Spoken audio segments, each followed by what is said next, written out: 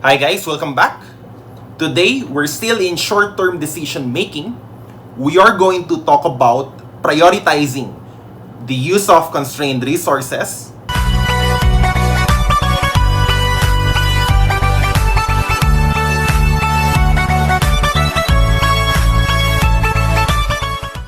To begin the discussion, let us first understand what constraints mean.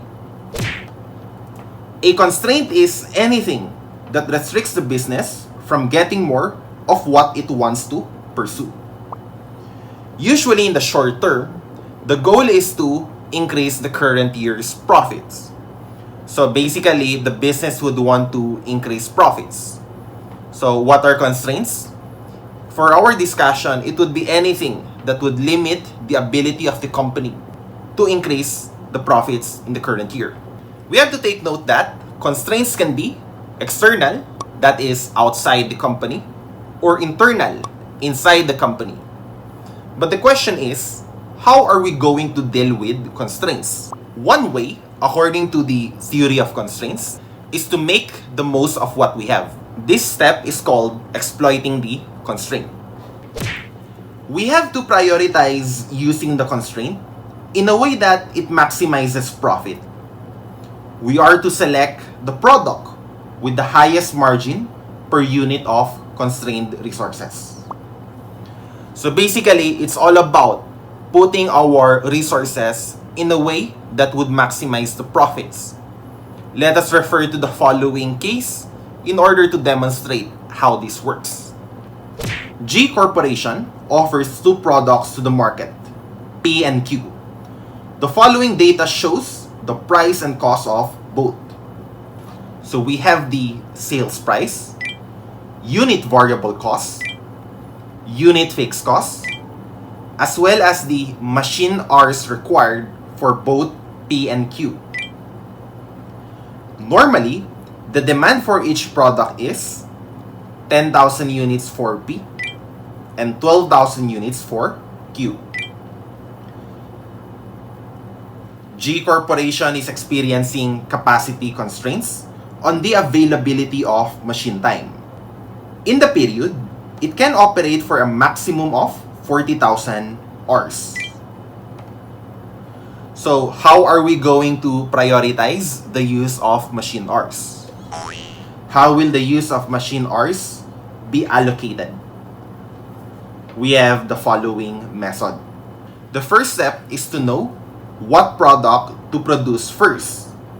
This is in a way that we would increase our savings or reduce our costs. Let us calculate the contribution margin of both P and Q. Sales price of P, 10, Q, 30.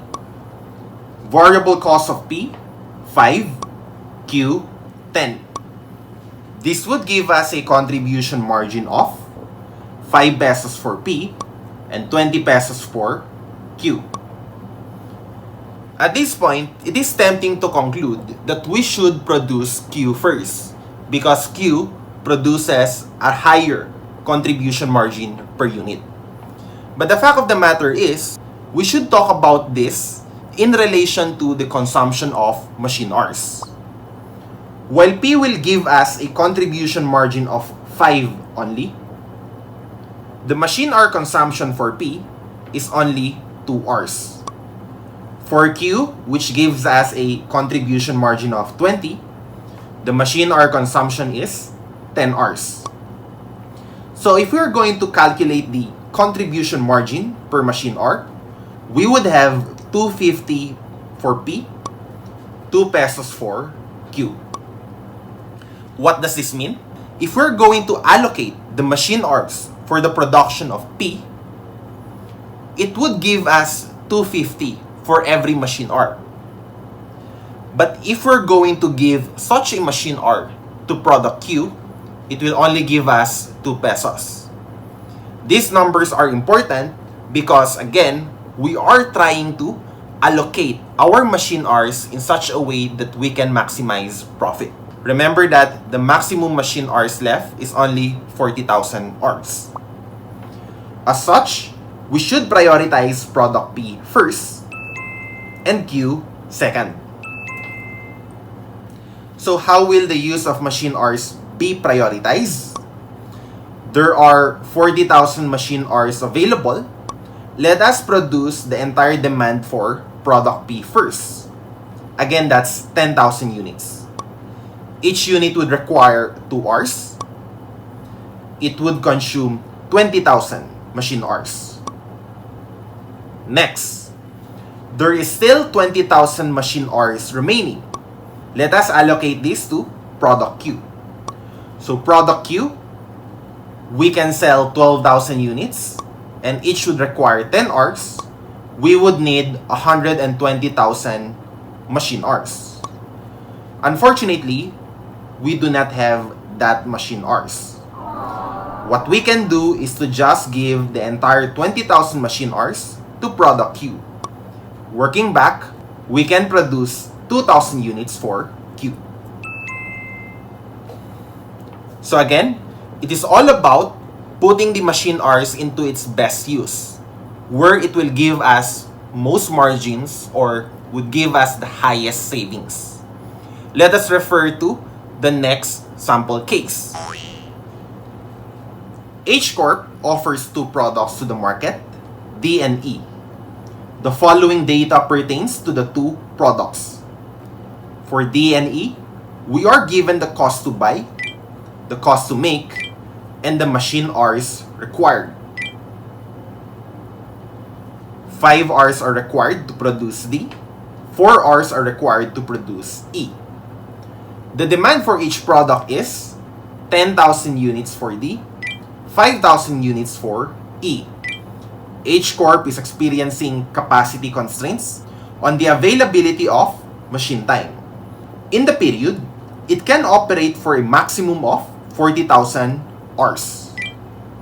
So basically, this is first a make or buy type of problem. So let us continue.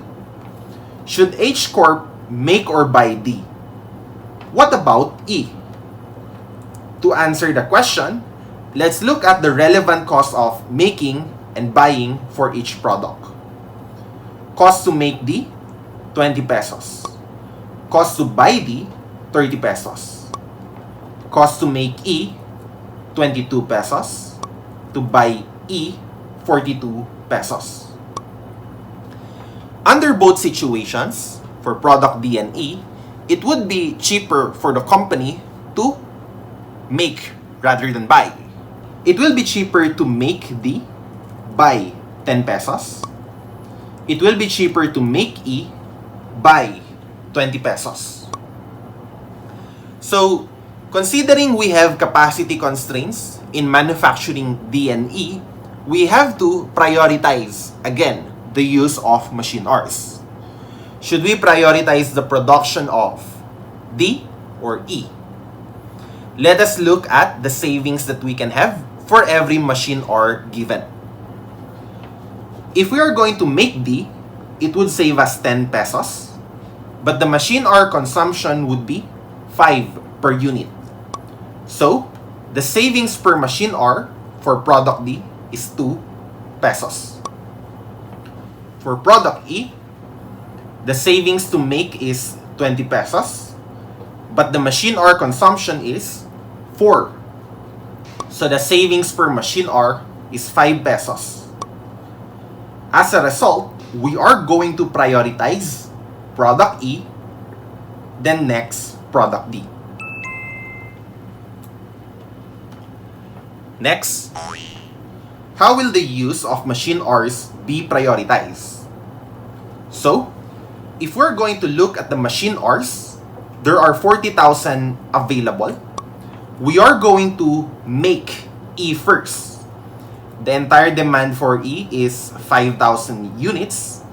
So we are going to produce 5,000 units times 4 hours. That would give us a total of 20,000 hours. After making E, we still have an available of 20,000 machine hours. We can sell 10,000 units of D times 5 hours. That would require 50,000 machine hours. Unfortunately, we do not have enough machine capacity. So what we can do is to give all 20,000 machine hours for the production of D.